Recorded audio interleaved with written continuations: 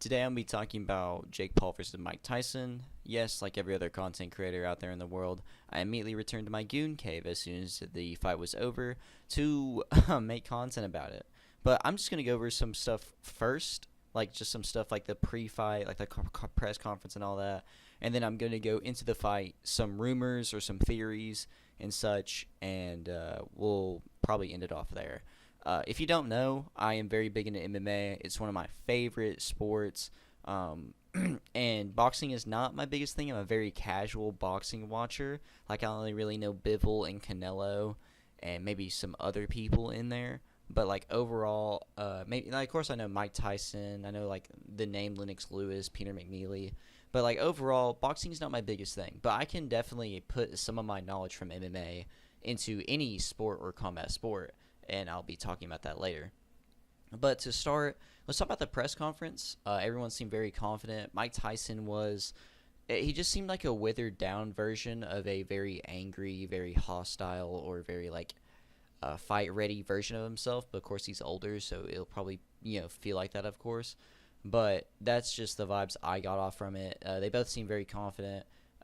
Mike Tyson said he was going to get a vicious win before the fight started, and that was also whenever his showed off his cheeks. By the way, Netflix showed Mike Tyson's bare cheeks. But to go on, in the press conference, one of the bigger moments was, besides Mike Tyson, like basically like readjusting himself on the weight scale, Mike Tyson slapped Jake Paul. And one of the reasons that this happened, people are assuming, at first you don't really see it, or at least I didn't see it the first few times I watched it. But from what it looks like, Jake Paul steps on Mike Tyson's toes. And Mike Tyson said before in an interview, whenever he's asking, like, hey, would you ever go to the UFC or would you ever go to MMA? And Mike Tyson was like, I see people stomp each other's feet, and my feet are terrible.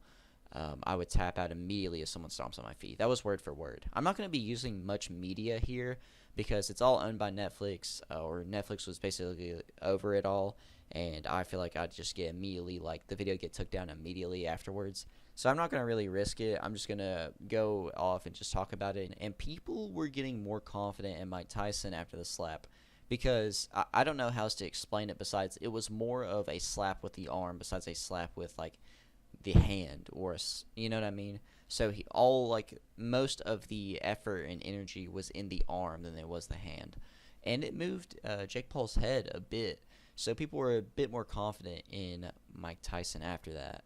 And I guess now to go into the fight, because I don't think there's anything else besides like Jake Paul making bets, like $1 million bets with some of these people. I didn't get to watch the entire card. I only got to watch a little bit or a bit of the co-main event, which was a amazing women's fight, by the way. That was an all-out brawl. That was an all-out war. And I absolutely loved it. You couldn't really watch much of the co-main event anyway if you tried. Multi-$100 billion company Netflix sucks because they could not get their servers working. Whenever I was watching it, it was constantly lagging. It kicked us out multiple times. I don't think it kicked us out during the Mike Tyson fight, but maybe once if it did. But it sucks because over $300 billion company just could not get the servers working. And you should know that this is like a huge event, and you should expect it to be this way. So, like, you know what I mean? The women's fight, what I got to watch of it was very good. It was all out war, although it was a controversial win because of like headbutts and stuff. I didn't really pay attention to that. The woman did lead with her head. The one girl that won does lead with her head a lot. The other fighters, other than the co-main and the main, I have no idea about, so you all can tell me about those in the comments down below. I know one of them ended in a draw, which in MMA, from what I've watched, some of the fights that end in a draw are amazing, top-tier fights that you could definitely rewatch again. But now let's go on to Jake Paul versus Mike Tyson, the main event. This was not great. The first round was good. Everyone, of course, is excited. And that was like the only time I actually really like felt any enjoyment when watching it or any excitement was in the first round, because it seemed like Mike Tyson looked fast. Mike Tyson looked pretty nice out there for a 58-year-old man, but at the same time I was just worried about just Jake Paul throwing something mean. I just thought they were going to knock each other out. I thought either way it was going to be an early knockout. And one thing that people don't really talk about, or I've not really seen talk about, is Jake Paul or Mike Tyson's chin. Maybe they imply it whenever they talk about his age, but like whenever you get older, your chin goes away. An example is like all these other older MMA fighters that keep fighting whenever they should not be. Whenever they pass 40, be fine. They'll be good fighters or whatever. And then once they hit 40 and keep going up from there, they get worse and worse. They get knocked out a lot more. Roy Nelson is a good example of just getting knocked out and such after, continuously fighting despite being like in his 40s. I think now he's in his mid-40s. And even for the go of boxing, it's going to be that way. It shows that you should stay retired. You should not keep fighting, or at least fight someone in your own age. Most of the time after round 1, it was not that exciting. Mike Tyson, again, did look very fast. Did look pretty cool, like very threatening. I think Jake Paul was even scared. He looked scared in the beginning, and then he got really confident later on. Not like, I would say really confident. He taunted Mike Tyson at one point. Yeah, it was just bad. After, there's no reason to go back and watch this fight. Mike Tyson, after like the second round, I think after either the second or third round, you could tell that it was basically over. You can tell that Mike Tyson was getting tired and that something was wrong. And just basically, the old man was showing. Because after that, he basically would stand there a lot. Like, there was a lot of just standing. He would stand there, he would bite his glove, and every once in a while throw a jab. And then Jake Paul would just keep pulling out volume shots, and just nothing else would really happen. I didn't really focus on Jake Paul's form. I didn't focus on really much. I just mainly focused on the fight itself and not really go into specifics of each other. Besides seeing that Mike Tyson was kind of just standing there still, I wanted to watch Jake Paul's form, how he fought, and just see how he would go against like other competition and kind of predict what's going to happen in the future. In the end, it went to a decision. I think Mike Tyson only won round 1, and then after that, he lost every other round. It was just bad. Jake Paul said in a post-fight interview that he did not go hard on Mike Tyson. He didn't want to hurt him. There was no need in hurting him. That's kind of good on his part, but at the same time, you did fight Mike Tyson. And yes, this was a professional fight. I checked BoxRec and checked their records afterwards, and it is on their professional records. So that's just completely insane. That is just really insane. What in the world? Jake Paul didn't really look good or bad out there. I guess he looked fine. I think he should really be fighting tougher competition, though. Also, he's at a weight class way too high. He was like 220. Like, he weighed 220 pounds out there. And you can tell on his body he should not be weighing that much.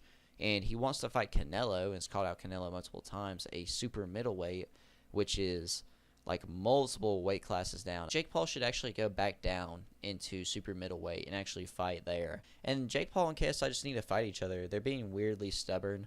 YouTube boxing is already dead in the water. There's no value in YouTube boxing. It's very boring. No one really cares anymore about it. The only person I want to watch fight is Barbie36. That's only for Gooner purposes. But overall, it's just very boring. The fight was very boring. No one really won in it. Mike Tyson might have won here. The only people that you could really congratulate is Mike Tyson for making it to the end against Jake Paul, because people were expecting him to probably get chinned or it'd be a lot worse. And it wasn't exactly what you expected or what people would expect, but it was bad. A lot of people are sad about the fight. A lot of people are very dang, why did it have to be Mike Tyson? And honestly, this just hurts Jake Paul's reputation even more. Usually people will test their people will fight journeymen in boxing, people that have 10 and 100 and some odd losses, 10 wins and 100 and some odd losses, or people with really bad records, to test their abilities and test and see if they're actually made for the game. And the way Jake Paul is going with it is that he's not fighting journeymen or people with bad records. He's just fighting old people. He's the average age of if you put everyone's age together, the average age of Jake Paul's opponent is someone that should be retired from MMA or boxing. And it really sucks. And speaking of MMA, I want to see Jake Paul go into MMA. I don't know if Jake Paul had a wrestling background. I think Logan Paul did. But I want to see him go into MMA and see how he does. I don't think he wins in MMA as easy.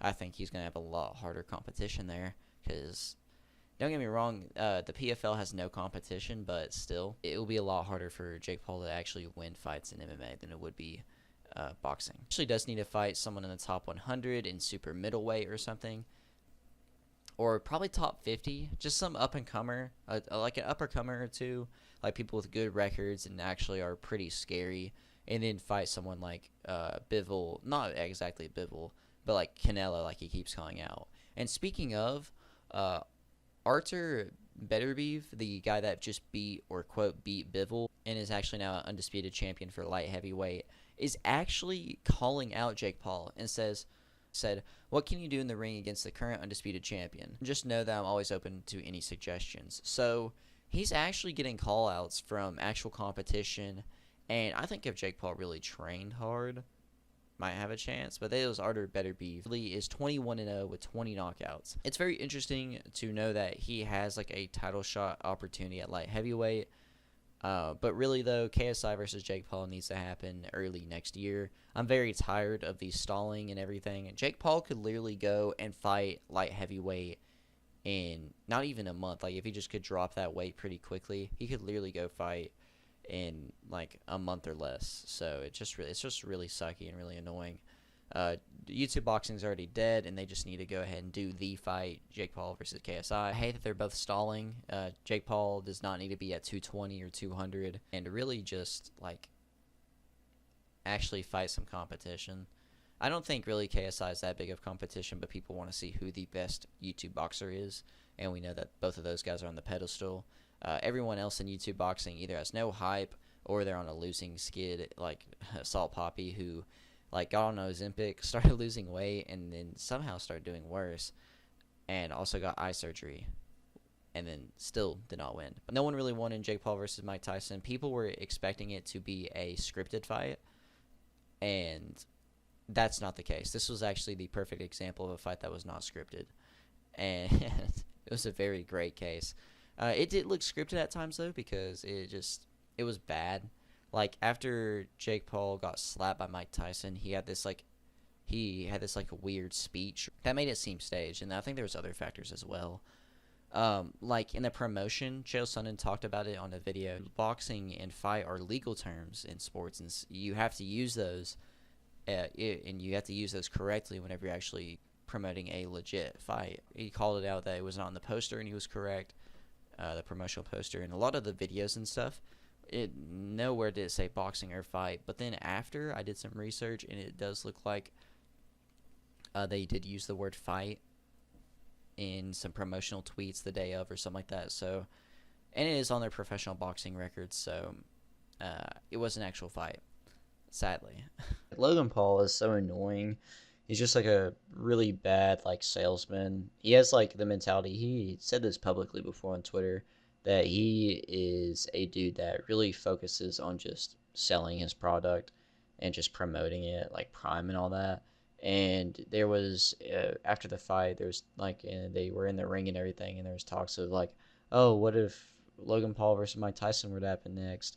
And the dude goes, and Logan Paul goes, MF or I'll kill you, Mike. Like, it was just really cringe. Logan Paul sucks. Like, Logan Paul's actually a terrible boxer. Like, I think, like, he did decent against KSI, but, like, couldn't do anything against Dylan Dennis. He's just terrible, and I hate that he has so much confidence. Also, no one should be giving these guys a platform. They're a scammer. But I'm very curious to see what's next. I want to see Jake Paul either fight KSI or fight this. I think he should fight KSI first and then fight Beterbiev, and then just do something else, go to MMA or whatever. It's just kind of annoying. Actually fight some actual competition, top 50, top 20 in boxing, and see how he does against them. But that's all I really have to say. Let me know your all's thoughts and opinions in the comments down below. I already said mine basically, and what a lot of people think. Let me know how the undercard went. Follow my Twitter at PERK3030, and in the end, I'm PERK30, and God bless.